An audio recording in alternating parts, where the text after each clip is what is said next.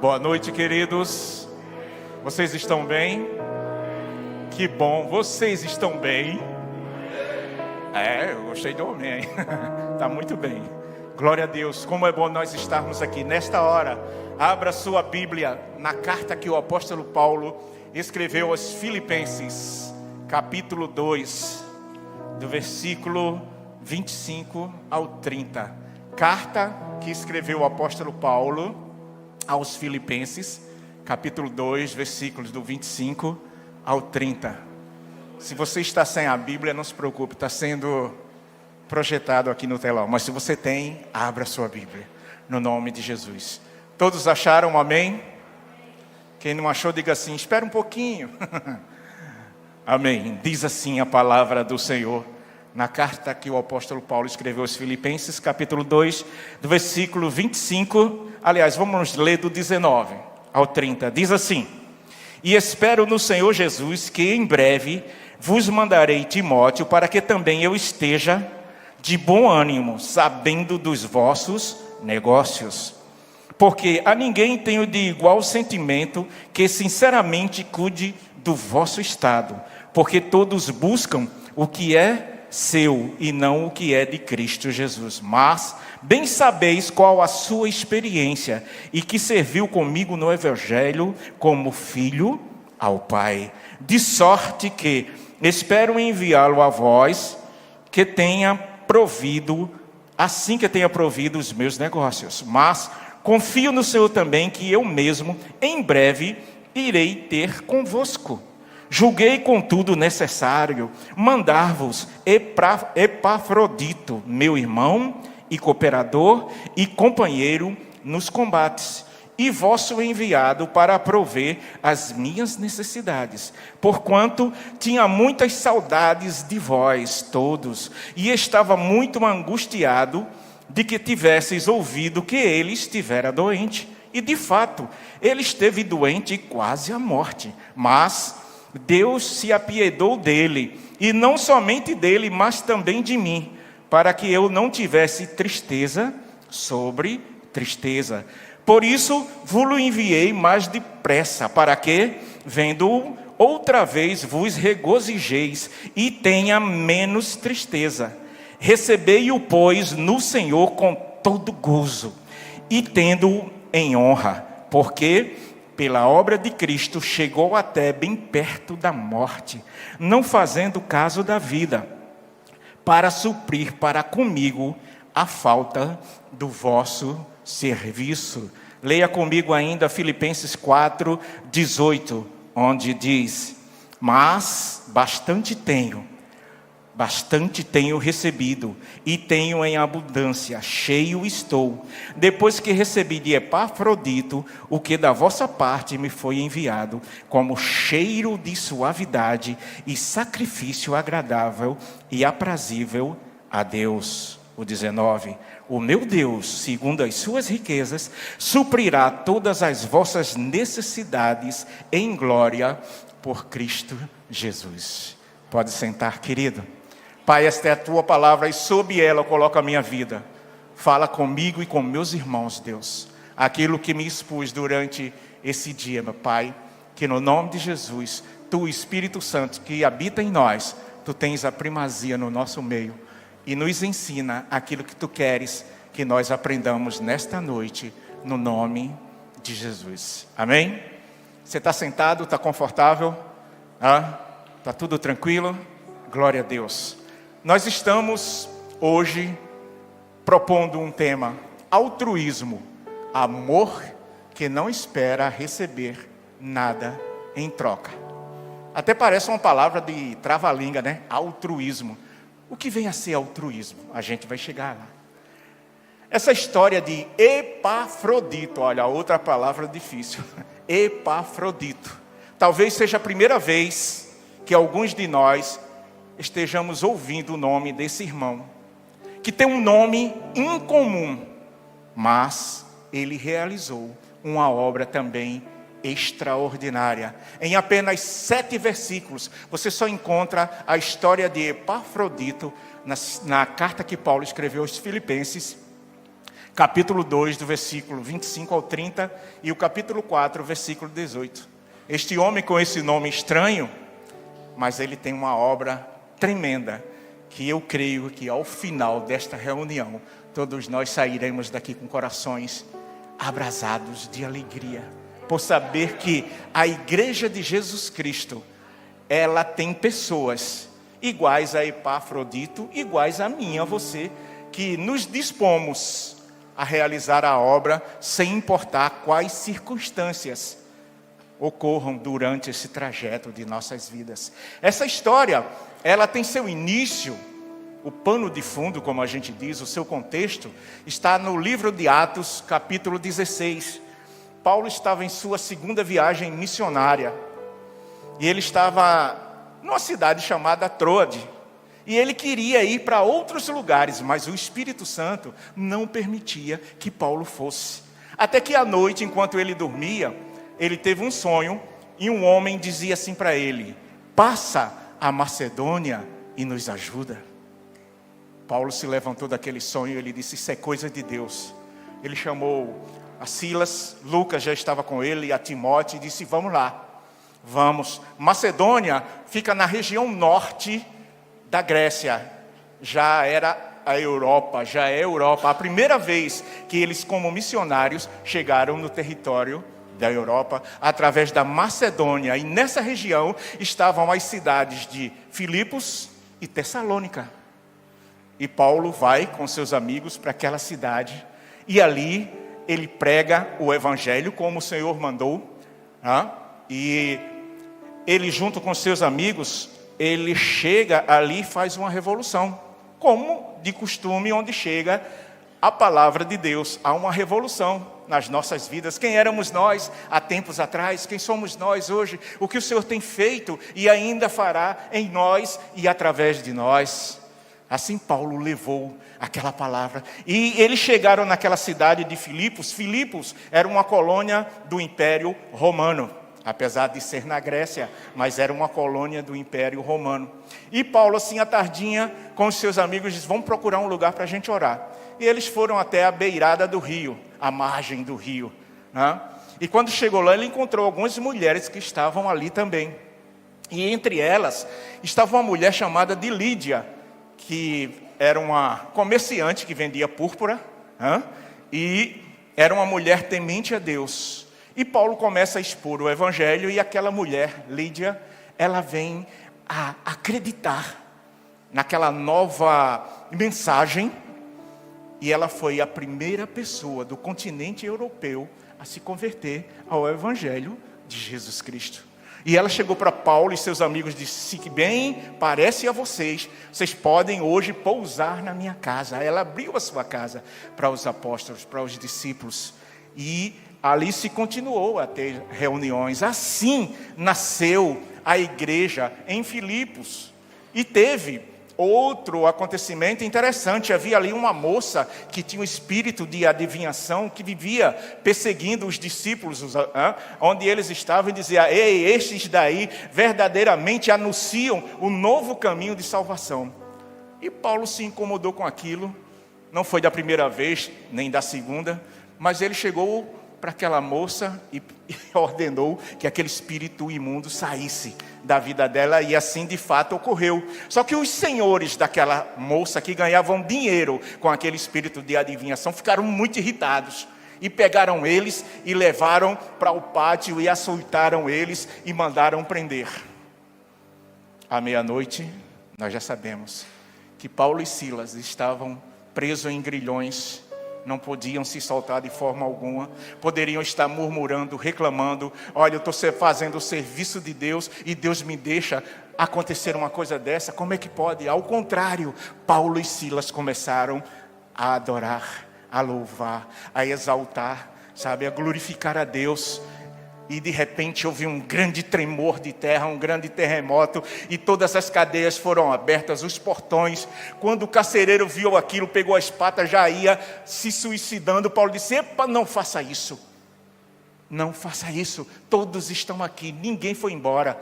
O carcereiro chegou para ele e disse: senhores, o que eu devo fazer para conquistar ou receber essa tão tremenda salvação.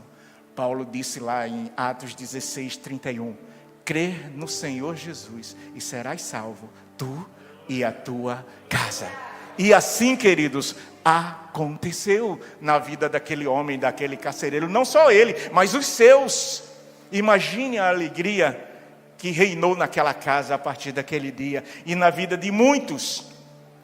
E aqueles homens, aqueles líderes daquela cidade, chamaram eles, olha, vocês não podem ficar aqui. Se ficar aqui, não pode pregar. Mas Paulo não tinha sua vida em nada por preciosa, como ele diz. Contanto que ele cumprisse com alegria, aquilo que ele recebeu do Senhor para proclamar as boas novas do reino de Deus.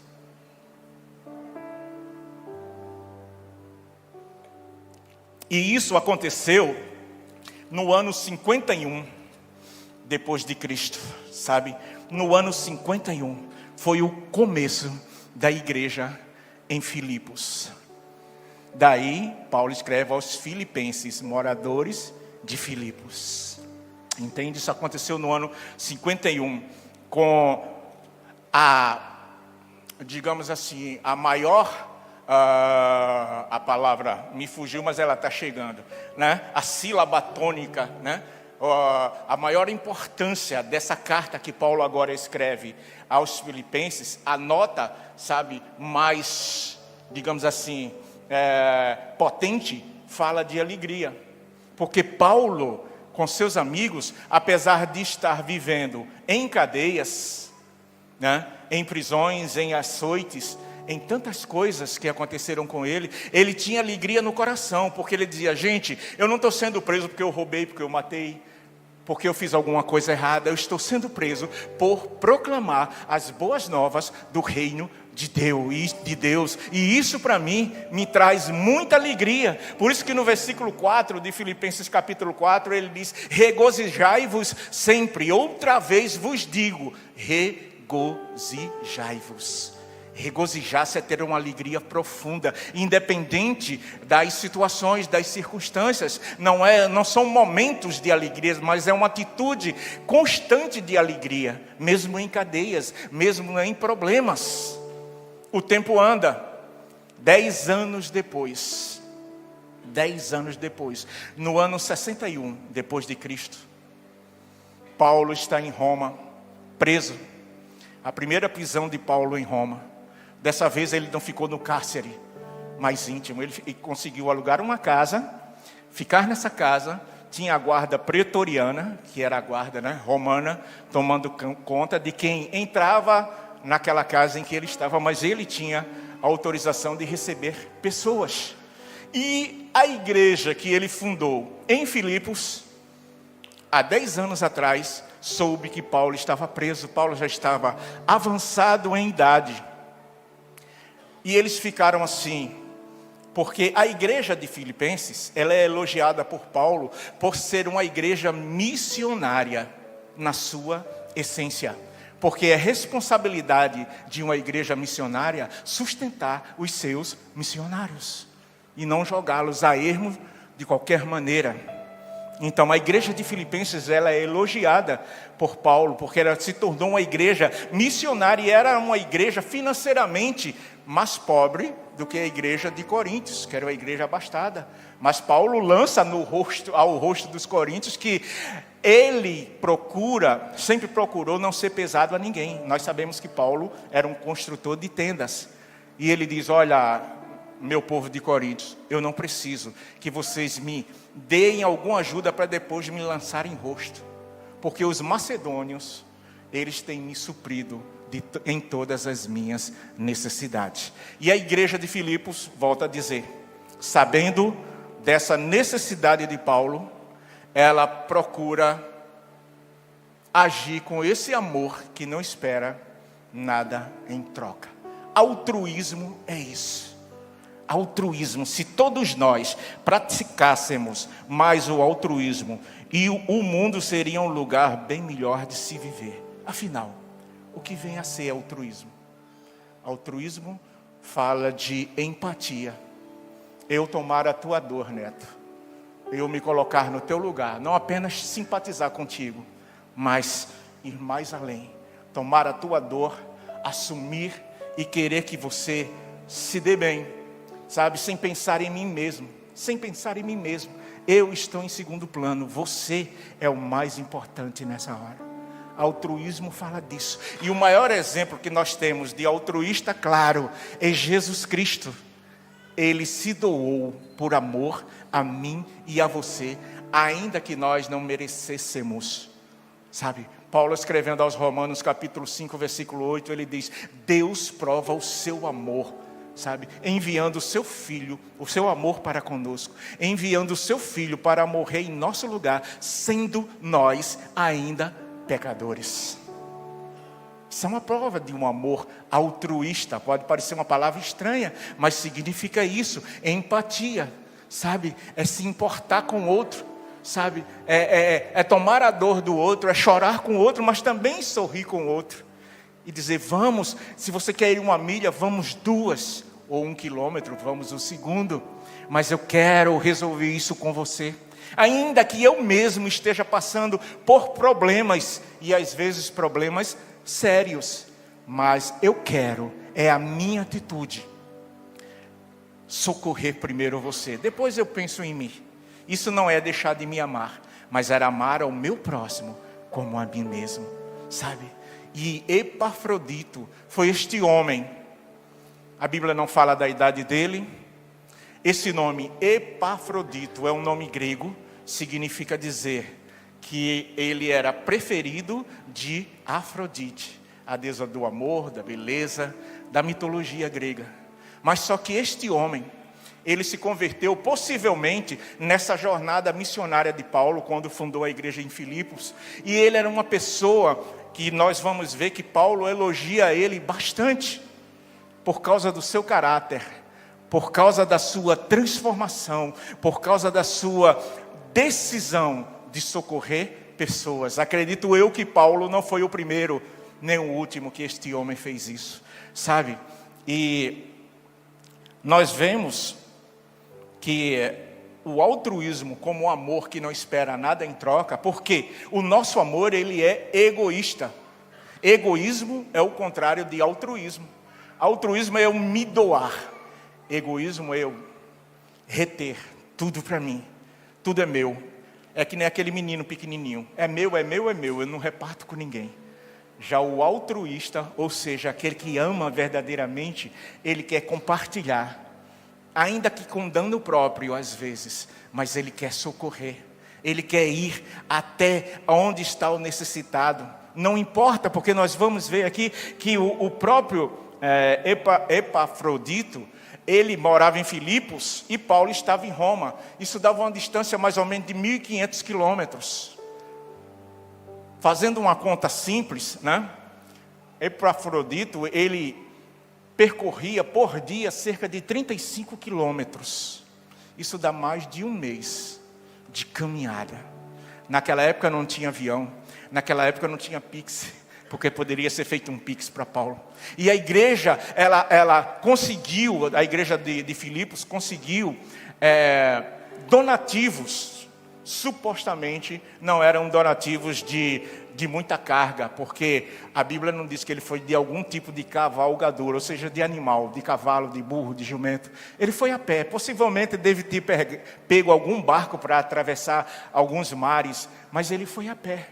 35 quilômetros por dia, chega a uma média de 1 mês para levar um socorro a alguém que precisava.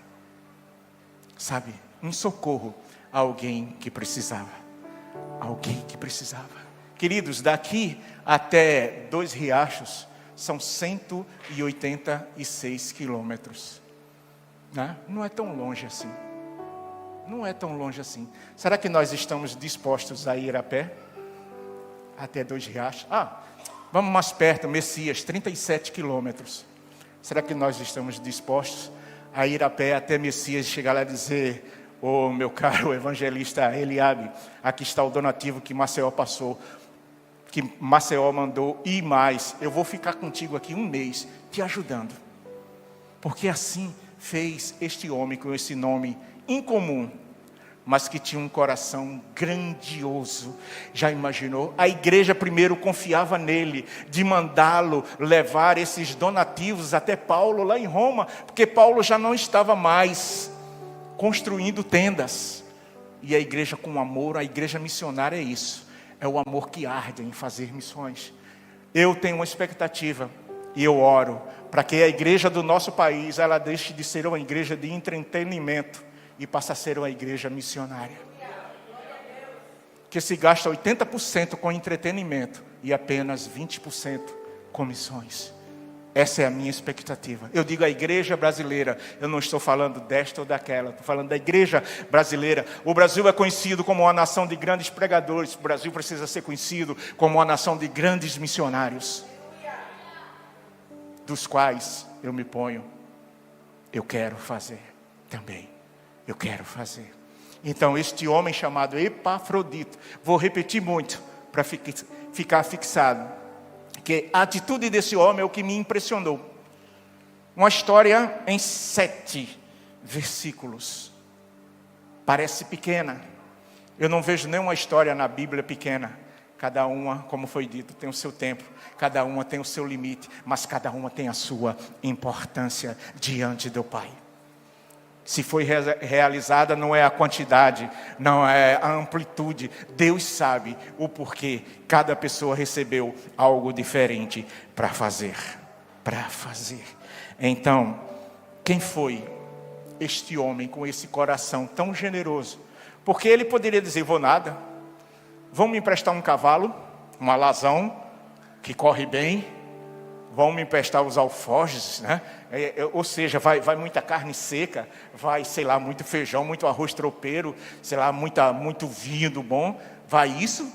Porque, sabe, nessa caminhada de Epafrodito, durante esse 1 mês, ou mais de 1 mês um pouco, para levar os donativos até Paulo, na estrada tinha os hotéis mais luxuosos, mas era caro. Mas tinha as hospedagens que a gente chama... aqui no mundo atual de albergue.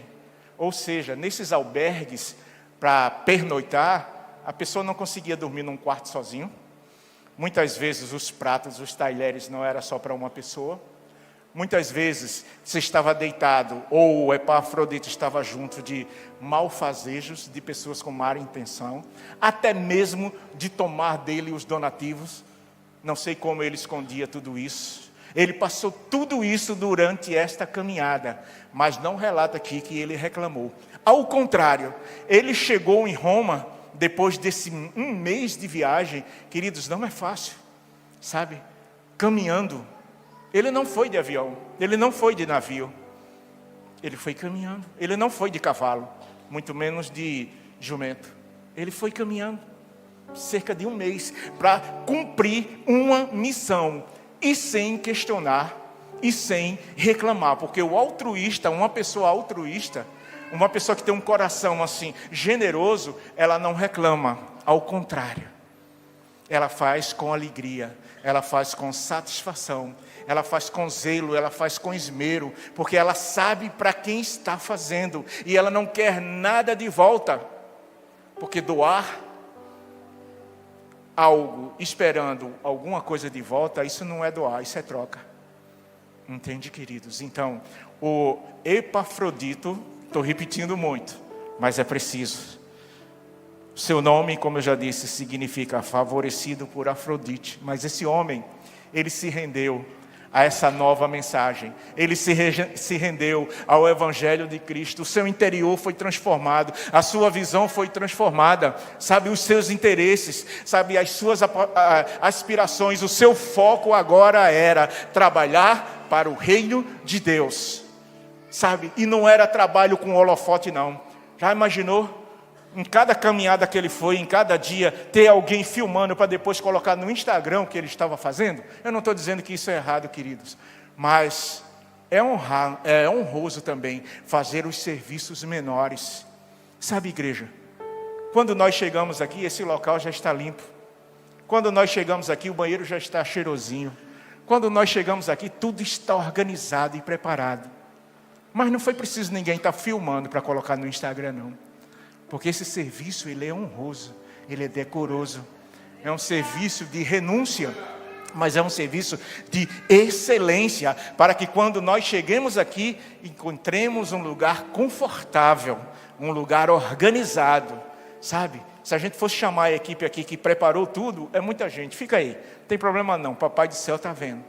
Assim faz a pessoa que tem um coração generoso. E generosidade é uma marca que a Igreja de Jesus Cristo precisa, sabe, fazer com que as pessoas percebam que a Igreja de Jesus, uma das suas características, chama-se generosidade. Não é para colocar apenas, sabe, no vidro traseiro do carro, não. Generosidade gera generosidade. É uma das marcas do novo nascido. Precisamos ser generosos, precisamos ter corações obedientes, corações humildes, sabe, corações que se alegram com a alegria do seu próximo, mas também chora com o choro dele, sabe, não sai prejulgando, porque a igreja tem que deixar de ser tribunal, ela precisa voltar a ser hospital, pegar pessoas doentes, restaurá-las, para que essas pessoas venham a restaurar outras pessoas aí fora. Essa é a função da igreja, deixar de estar apontando o dedo, deixar de ser tribunal e voltar a ser a essência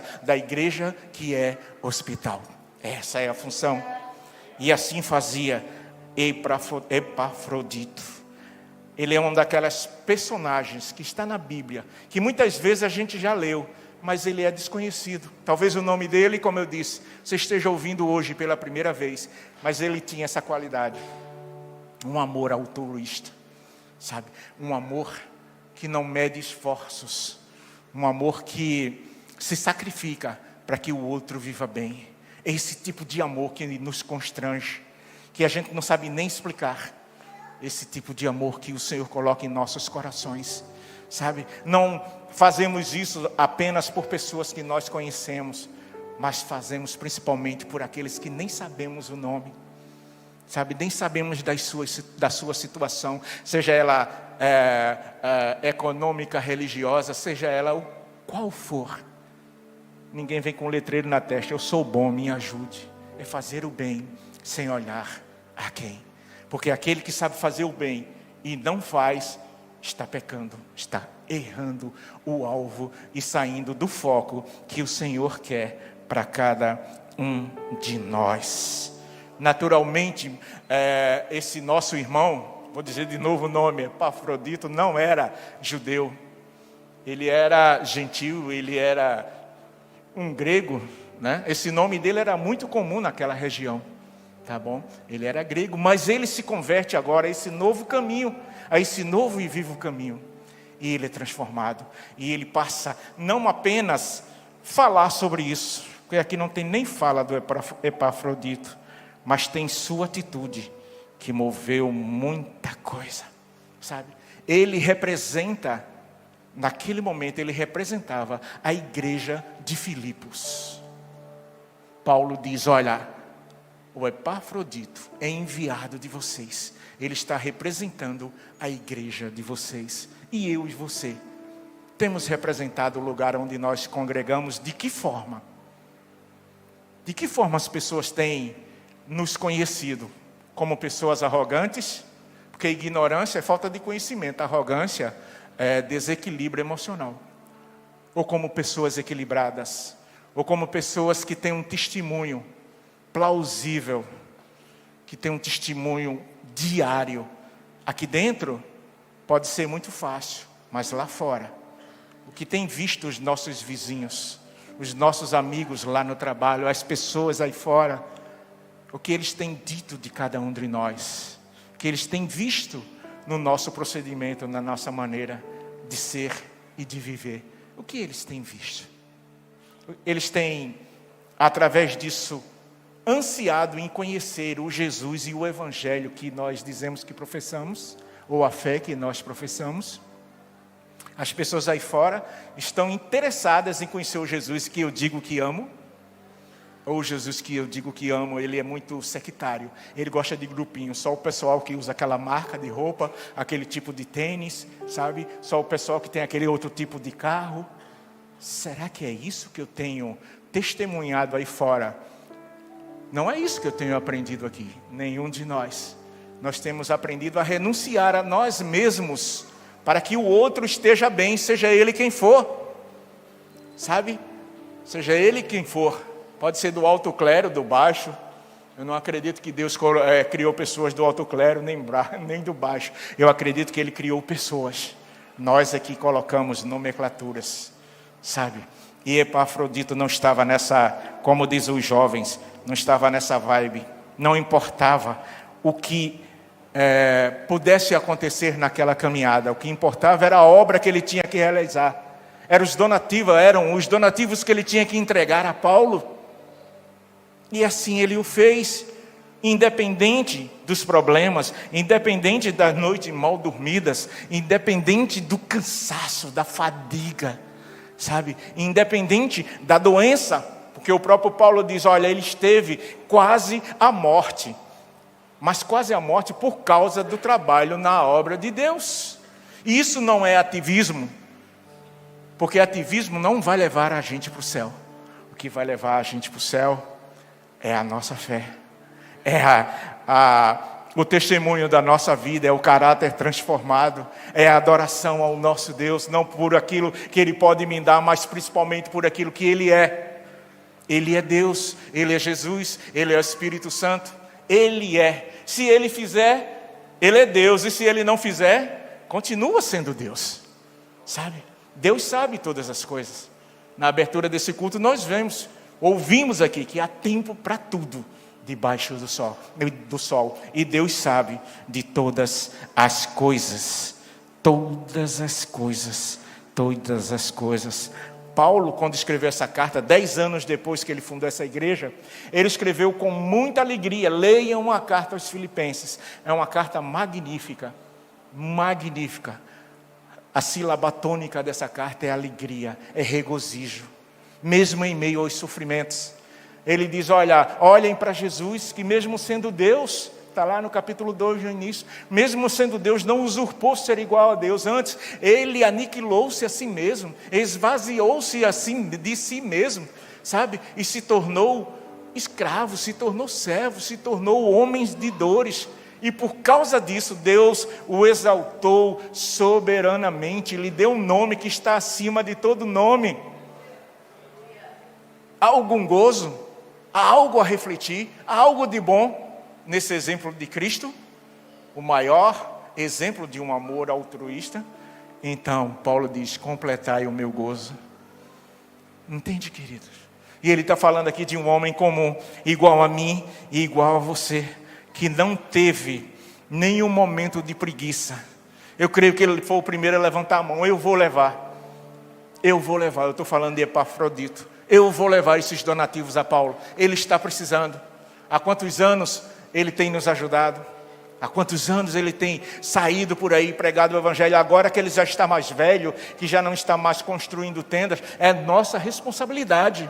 Mas isso não é uma responsabilidade. Eu vou fazer, porque se não fizer, o que é que as pessoas vão pensar de nós? Nesse tipo de responsabilidade não. É a responsabilidade original de dizer, eu tenho a responsabilidade de sustentar o missionário que está no campo trabalhando.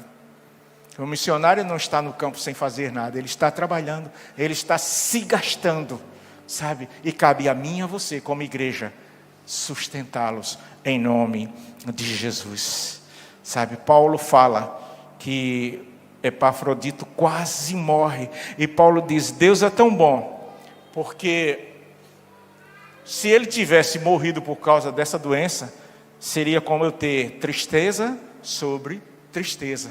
E o interessante nisso, irmãos, é que Epafrodito, quando ele adoeceu, ele chegou em Roma, levou os donativos e ficou com Paulo um certo tempo. E quando ele adoeceu muito, ele não pensava nele.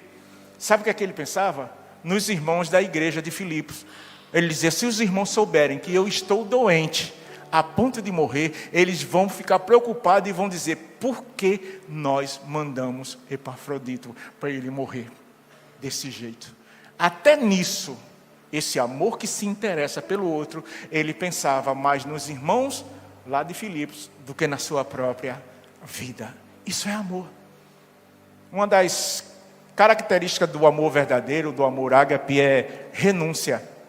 É eu renunciar a mim mesmo para ver o meu próximo estar bem. Eu renunciar os meus anseios, sabe? Eu renunciar aquilo que para mim era prioridade. Eu renunciar para que o outro tenha a oportunidade de conhecer o Jesus que eu conheço. Renúncia. Renunciar a mim mesmo. Porque muitas vezes quem mais me atrapalha na obra de Deus sou eu mesmo. Sou eu mesmo com meu amor egoísta. Me amo, amo um pouquinho a minha família e alguns amigos. Está bom demais. Isso é um amor muito egoísta. Quando o primeiro mandamento é: amarás ao Senhor teu Deus de toda a tua força, de todo o teu entendimento, e ao teu próximo como a ti mesmo. Se eu não estou fazendo isso, eu estou sendo egoísta. O meu próximo, ele pode estar aqui, nesse local de reunião, mas ele pode estar nessa hora na Arábia Saudita, no Iêmen, na Eritreia, ele pode estar nos países mais longínquos, no Cazaquistão, ele pode estar no meio da guerra que está acontecendo aí. Meu próximo necessariamente não é aquele que está mais próximo a mim geograficamente. O meu próximo, nessa hora, ele pode estar dentro de um container, em alguns países do Oriente Médio, que de dia é um calor insuportável e de noite é um frio congelante. Sabe por que isso? Porque ele não nega o nome de Jesus. Não nega. Não tem esse conforto que nós temos aqui. Não tem. Mas eles não negam o nome de Jesus.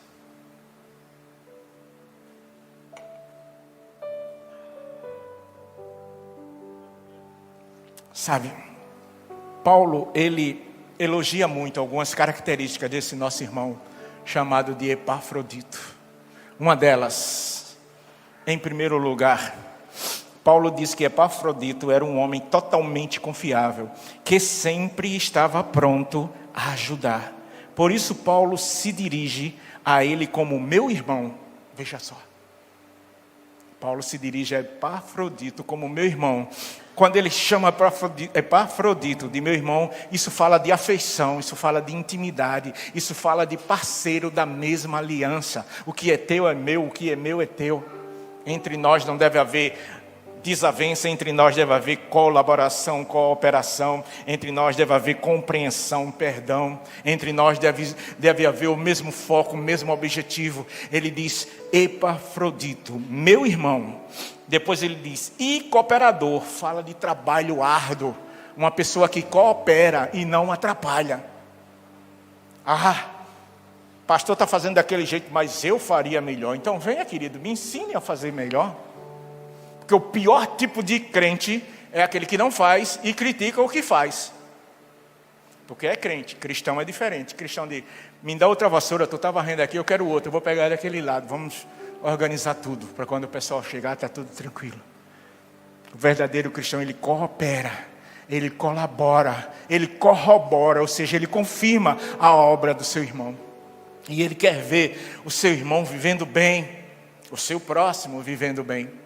Ele não quer, os holofotes para si. Ele se conforma com os trabalhos menos honrosos, menos honrosos. Você vê nessa casa aqui, pastores limpando o banheiro, limpando as áreas, deixando tudo prontinho. Deixa eu te dizer uma coisa. Pastor, ele não está um patamar acima. Eu entendo que ele está um patamar abaixo, porque ele está servindo. Ele foi chamado para servir. A responsabilidade dele é muito acima, mas ele precisa estar um patamar abaixo, com uma toalha e uma bacia, servindo a todas as pessoas. Paulo ainda chama Epafrodito de companheiro de luta. Indica uma pessoa que luta lado a lado com alguém, ou seja, um companheiro de combate, um companheiro de armas, que você olha ao seu lado, ele sempre estará. Ele não vai fugir quando vierem as coisas mais difíceis. Ele não vai se esconder. Ele vai dizer, estamos aqui, estamos juntos. Estamos juntos não é só coisa de figurinha de WhatsApp, não. Estamos juntos. É o mesmo propósito, é o mesmo reino, é o mesmo Senhor, é a mesma missão. Cada um tem a sua tarefa afim para fazer. Mas se no corpo você é o dedo mínimo do pé esquerdo, Você faz parte do corpo. Você tem uma importância tremenda no corpo. Não pense não, porque serve para equilíbrio também, o dedo mínimo do pé esquerdo. Então você tem importância. O que você faz pode não ter importância para as pessoas, mas para Deus, que tudo vê e tudo sabe, que sonda os nossos corações, Ele vai dizer: vistes o meu servo, hein? Olha que homem fiel, se desvia do mal. Olha que filho que alegra o coração do pai, aformoseia o coração, o seu sorriso, o seu semblante, sabe? É isso que Papai do Céu espera de cada um de nós. Companheiro de luta, isso não é jargão político, sabe? É parceiro de aliança. E nós temos uma aliança eterna em Jesus Cristo, o nosso Senhor. Altruísmo é isso. Altruísmo é o amor que não espera nada em troca. É o amor que doa. Coisa mais bem-aventurada é doar do que receber. É muito bom ser amado. Não estou dizendo que não é. É muito bom ser amado. Mas se a gente vai amar as pessoas esperando em troca alguma coisa, esse não é o amor que Deus quer que nós tenhamos. Ele quer que nós venhamos abrir mão dos nossos conceitos. Sim, sim, é muito bom ser amado, repito. Mas existem amores por interesse. Interesseiros. Amores que quer sempre eu vou fazer isso pelo Márcio, porque eu sei que amanhã, quando eu precisar dele, ele não vai dizer não. Amores interesseiros. E o amor aqui, ele tem que ser sacrificial. Um amor que agrada o coração do Pai. Outra característica de Epafrodito, em segundo lugar, ele era um membro ativo em sua igreja local.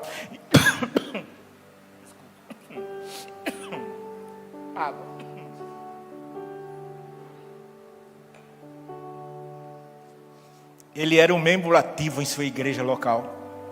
Isso fica claro pelo fato dele ter sido enviado especialmente da igreja de Filipos para auxiliar Paulo em suas carências, inclusive em relação aos seus irmãos filipenses. Paulo chama Epafrodito de vosso enviado e vosso auxiliar nas minhas necessidades. Em outras palavras, Epafrodito serviu como representante da igreja de Filipos no auxílio a Paulo. Nesse sentido, o serviço dele era o serviço da igreja. Ele estava indo representar a igreja e ele estava sempre pronto a realizar trabalhos mais comuns e menos honrosos, como a gente já falou. Devemos então agradecer a Deus pela vida daqueles que se dispõem a fazer o trabalho rotineiro, sem alarde e sem busca de visibilidade, de notoriedade. Sabe? Eu hoje fiz um serviço muito bom. Vamos postar. Sabe? A história desse nosso irmão, Epafrodito, ela está registrada na Bíblia, em poucos versos. Mas para quê? Nós venhamos a entender que mesmo desconhecido da multidão, há um Deus que nos conhece. Há um Deus que nos conhece. Ele sabe teus anseios, Ele sabe teus sonhos, Ele sabe as tuas necessidades, Ele sabe teus problemas, das tuas aflições, mas Ele quer que tão somente que nós confiemos que Ele é digno, para que nós segredemos a Ele algumas coisas das nossas vidas, sabe? Que Ele é fiel e justo. Ele é fiel e justo para nos ajudar, para nos socorrer, para entender o momento em que nós estamos passando, sabe? E Epafrodito era uma pessoa assim. Em terceiro lugar, o elogio de Paulo a este homem, que passa tão breve a sua história, só tem nesse lugar na Bíblia, mas com uma profundidade que me impactou tanto, sabe? O serviço desse homem, sabe? Paulo entende, em terceiro lugar, que Epafrodito era uma pessoa comprometida, antes de tudo, com a causa do Evangelho de Cristo. Embora ele tenha adoecido enquanto foi prestar auxílio ao apóstolo, o próprio Paulo deixa claro que tudo o que lhe aconteceu foi pela obra de Cristo. Pela obra de Cristo. Quer dizer, uma pessoa que se esmerou em fazer a vontade do Pai. Sabe? Na verdade, de acordo com o apóstolo Paulo, Epafrodito chegou até bem próximo da morte, não fazendo caso da sua própria vida, como já comentamos. Não fazendo. Talvez ele tenha chegado lá em Roma, um caco, com bolhas nos pés, né? Como a gente chama aqui, com calos e outras coisas mais, cansado, fatigado. Mas ele chegou, ele cumpriu o propósito para o qual ele foi enviado. Ainda que demorasse, mas ele cumpriu. E ele podia ter dito, olha, eu vou descansar um pouquinho e vou retornar, mas ele ficou lá auxiliando. E Epafrodito, ele corria um perigo, porque enquanto Paulo estava naquela casa, alugada em Roma, durante a sua primeira prisão, com a guarda pretoriana ali tomando conta, Epafrodito não sabia, mas ele corria um perigo, porque se houvesse algumas desinformações, Paulo poderia ser condenado à morte e junto com ele o seu companheiro, o seu ajudante. Mas mesmo assim, aquele homem, ele não temeu, mesmo em face à morte, e ficou ali auxiliando o apóstolo Paulo durante algum tempo, ao ponto de depois Paulo dizer assim, olha, eu vou enviá-lo de volta, para que vocês tenham uma alegria completa, porque ele agora já se recuperou, e Deus é tão bom para conosco, que Ele não me deixou ter tristeza sobre tristeza, eu estou alegre, e vou enviá-lo agora. Olha aí meus irmãos lá de Filipenses, lá de Filipos, recebam ele com muita honra, porque ele se esmerou nesse trabalho, e agora eu estou abastecido, como nós lemos no capítulo 4, versículo 18, mas bastante tenho recebido, e tenho abundância, cheio estou, depois que recebi de Epafrodito, o que da vossa parte me foi enviado, como cheiro suave e sacrifício agradável e aprazível a Deus. Ou seja, o coração daqueles irmãos de Filipos, quando fizeram esse donativo para Paulo, fizeram com o coração aberto, com o coração generoso, sabe? E Paulo diz, olha, isso foi um sacrifício aprazível, chegou como cheiro suave e aprazível a Deus. Ou seja, Deus se agradou dessa oferta que vocês me mandaram. Amém? Amém, queridos? Então, que hoje, nesta noite, esse altruísmo, repito, para ficar fixado, ele esteja bem presente em nossas vidas. Ou seja, o amor que não espera nada em troca. Não é uma troca que nós estamos fazendo, é uma doação. Doação das nossas vidas, dos nossos dons e talentos, sabe? É preciso ir mais além, é preciso. Estamos aí com um desafio tremendo, naquela localidade, em Dois Riachos, que não é nem na cidade, é num sítio do Pai Mané, uma coisa assim, o nome, né? É algo assim o nome. Tá? Então, estamos com esse desafio, e como é que estão os nossos corações? Alguns podem ir, mas outros podem enviar donativos. Ei, a igreja não pediu para eu dizer isso aqui não, viu? A liderança da igreja não me pediu para dizer isso aqui não. É porque me constrangeu a história desse homem, que eu já tinha passado algumas vezes, mas quando eu parei para analisar, queridos, eu fiquei assim, impactado com a disposição desse irmão. Eu quero que lá em Dois Riachos não vai ter uma cadeira assim não, com o nome, essa quem doou foi o pastor Mário. Não, o objetivo não é esse não. Mas eu quero fazer parte, e eu tenho feito parte, na medida que o Senhor me dá a possibilidade. Eu quero fazer parte, sabe? Deus move o meu coração, e Deus sabe do meu coração e da minha esposa. Isso é um spoilerzinho só, tá? Ele sabe do nosso coração. Ele sabe. Não sei se nós dois aguentaríamos chegar lá a pé, não sei, tá? Mas tem outros meios de locomoção, e nós queremos. E eu sei que você, igreja, também quer fazer parte desse negócio. E esse negócio não é de homens, não. Porque, queridos, aqueles que já tiveram a oportunidade de ali estar, veem aquelas vidas transformadas. Ainda há algumas resistências, quando a gente vai passando em algumas casas, as pessoas saem do seu terraço, da sua varanda, e batem a porta. Mas são resistências espirituais que podem ser quebradas em nome de Jesus. Não é por força, não é por violência. A gente não vai jogar pedra na porta de ninguém. É orar, é interceder. E a seu tempo, quando eles virem a transformação que foi realizada na vida daqueles outros, eles vão desejar ardentemente participar desse reino. Sabe? Porque não é um império, é um reino. Tem um rei, o rei dos reis, o Senhor dos senhores, é o nosso Jesus. Por fim, queridos, por fim, hoje nós somos chamados a praticarmos esse tipo de amor diariamente entre nós.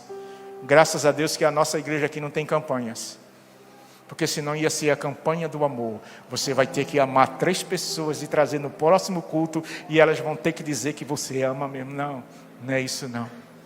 Mas é um compromisso diário, um amor verdadeiro, o amor ágape, o amor que desce do trono de Deus, que não olha a tua condição social, religiosa, econômica, sabe, de forma alguma. É um amor que te olha com misericórdia. Sabe, gosto muito quando a Bíblia diz que Jesus, quando se movia de íntima compaixão, coisas grandiosas aconteciam. E nós, como a igreja de Jesus Cristo, precisamos nos mover com íntima compaixão em relação às pessoas, aos descamisados, aos desvalidos, aos que estão nas sarjetas, sejam elas nas grotas ou no prédio mais suntuoso da Ponta Verde. Não pense que não tem sarjeta, porque tem. Mas precisamos chegar até essas pessoas. Mas primeiro tem que ter havido dentro de nós essa transformação de que não há obstáculos para que façamos a obra de Deus. Deus não está interessado no teu modelo de carro, na tua conta do banco. Ele está interessado no teu coração, na tua vida, na tua disposição. Na tua disposição para ir até essas pessoas. Sabe, estejam elas nos presídios, estejam elas nos manicômios, queridos. Nos manicômios há pessoas não apenas com problemas mentais, há pessoas com problemas espirituais, e nós precisamos chegar até estas pessoas. Nós precisamos chegar até essas pessoas com esse tipo de amor, um amor sacrificial, um amor que se interessa, não um amor interesseiro, mas um amor que se interessa, um amor que ama verdadeiramente. Pode ser uma redundância, mas é um amor que ama verdadeiramente. É um amor que está desinteressado de interesses outros. O único interesse desse tipo de amor é promover a alegria que é fruto do Espírito Santo, é promover a transformação, a restauração. Não é o reboco, é restauração. Reboco se faz de qualquer jeito, restauração se busca o original, a forma original, e Deus quer que nós voltemos ao amor original, ao amor que chora, ao amor que sofre, ao amor que se alegra, sabe, ao amor que socorre, sabe, ao amor que aceita você como você é. Você vai ter que mudar, Mahash, para eu te amar, tu vai ter que, sabe, não, é do jeito que você é que eu tenho que te amar, querido, porque o Senhor te ama dessa forma, entende? Esse tipo de amor que nós precisamos como igreja, sabe, buscar, reconciliar o mundo com Cristo. O mundo, eu não estou falando do cosmos, eu estou falando das pessoas, sabe, as pessoas estão aí fora carentes de amor, mas Paulo diz, cuidado, para que esse amor não seja fingido. Então existe amor fingido, eu finjo que amo, mas não amo. O amor tem que ser verdadeiro, amor verdadeiro, o amor que tudo sofre, o amor que tudo crê, o amor que tudo suporta. Sabe, é esse amor que a igreja de Jesus tem que demonstrar, exalar o bom perfume de Cristo, sabe, o perfume da bondade, da misericórdia, da benignidade, da paz, sabe, precisamos exalar, sabe, da generosidade, precisamos exalar da verdade, exalar o bom perfume de Cristo, da sinceridade. Sinceridade fala sem cera, sem cera fala sem máscara. Um amor desnudado. Eu te amo aqui dentro, mas lá fora nem fale comigo. Isso não é amor. É um amor verdadeiro, um amor que fez com que esse homem, Epafrodito, caminhasse 1.100 quilômetros a pé para levar donativo. Mais do que isso, levar uma atitude de amor àquele que um dia dedicou o seu amor verdadeiro àquela comunidade.